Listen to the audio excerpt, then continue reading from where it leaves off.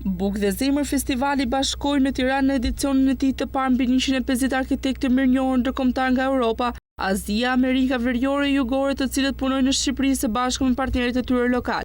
Kryeministri Edi Rama ndau në rrjetet sociale një video kartolinë të edicionit të parë të festivalit ndërkombëtar Bukë dhe Zemër, që mblodhi në Tiranë arkën e arkitektëve të botës.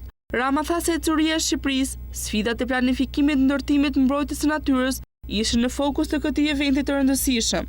Ato zhvilluan një ditë të hapur diskutimesh publike dhe një ditë të mbyllur diskutimesh teknike për ecurinë e Shqipërisë, sfidat e planifikimit, ndërtimit, mbrojtjes së natyrës, edukimit e të tjera me radhë. Në një format unikal bashkëpunimi ku përfshin edhe profesionistë të ftuar nga vetë arkitektët për të ndarë eksperiencat e tyre në fushat e inteligjencës artificiale, arkitekturës së peizazhit, transportit, dizajnit të brendshëm me radhë. Rama. Në fjalën e mbajtur në këtë event, kryeministri Rama u shpreh se ky festival nuk ka të bëjë me arkitekturën si profesion, por ka të bëjë me arkitekturën si akt me të afërmin drejt hyjnore. Të krijosh hapësira ku e vërteta mund të rritet dhe të mbrojë veten, ku nevoja jonë e lashtë për të përkitur, për të lidhur, për të lënë një shenjë të bëhet diçka që ta ndajmë të gjithë. Shtoi ai.